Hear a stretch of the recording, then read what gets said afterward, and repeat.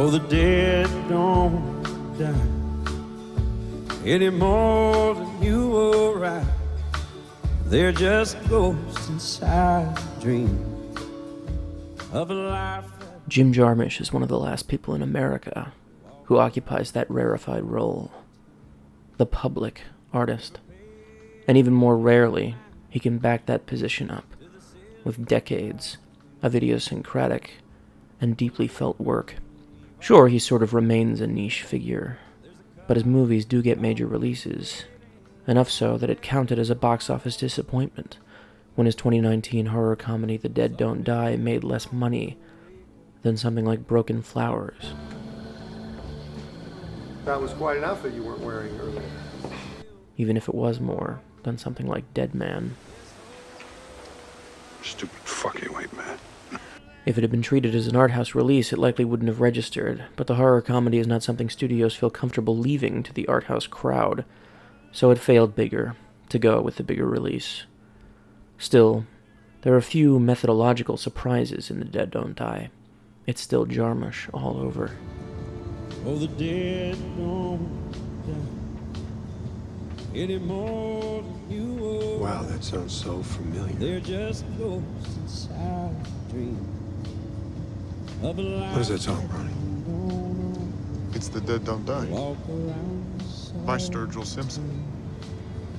Sturgill Simpson. any mind to the silly Why does it sound so familiar? Well, because it's the theme song. The theme song? Yeah. There's a cup of coffee waiting on every corner. Someday we're gonna wake up and find the corners gone, but the dead will still be walking around this whole world alone. When he began his career, he was interested in the lives of travelers and outcasts, of people who carried their artistic interests around with them like identification.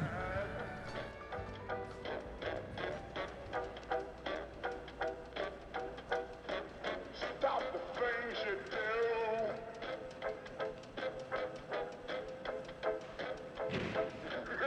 What's up?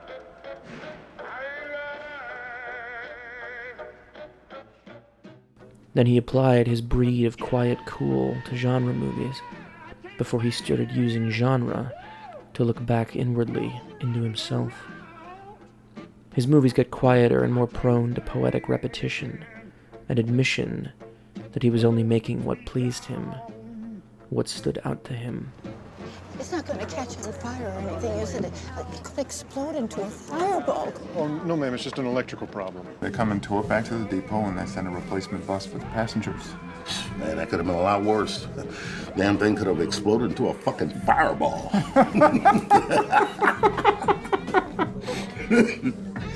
The Dead Don't Die is the final pull-up before the crash into indulgent oblivion, a self-deprecating look at his own body of work and tendencies, an artist's guts laid bare on an autopsy table. Hey, cigarettes and coffee, man. That's a combination.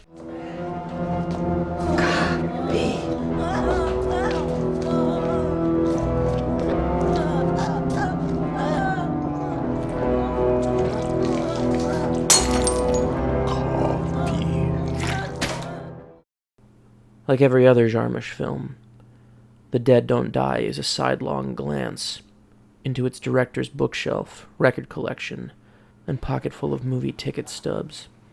Nice shirt. Nosferatu. Yeah. It's really cool. It's set in a fictional Pennsylvania town, as zombies start getting up and walking around and causing havoc. As such, it's a tribute to the great George A. Romero. It's a super cool ride, by the way. Very, George Romero. The maverick who made zombies history in his backyard in Pennsylvania. Larry Fessenden, the closest we got to an heir to Romero's independent horror crown, also puts in an appearance. And the movie itself seems to nod to the way that genre has become self-referential in the wake of fellow independent phenomena Quentin Tarantino's movies. Come on, man, let's go get a steak. You can get a steak here, Daddy-O. Don't be a... Oh, after you, kitty cat. I'm Zoe. Thanks, Bobby. Just about everyone else in the cast has some relationship to Jarmusch's past work, or they represent a new culture trying hard to create itself, become something formidable enough to replace the past, but proving itself just as easily eaten by the future. As a look at the state of things, at Jarmusch's career, at genre cinema, at the present moment, the movie all but grabs a knife and fork and eats itself. But I've been telling you this is all going to end badly. God damn it, Ronnie.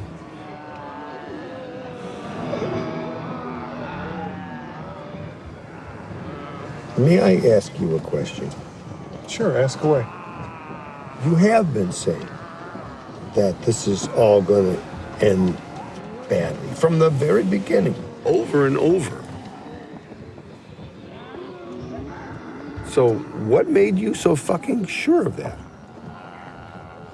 How did you know everything in advance? You really want to know? Yes! I want to know. I really want to know. Okay. I know because I've read the script. You read the script.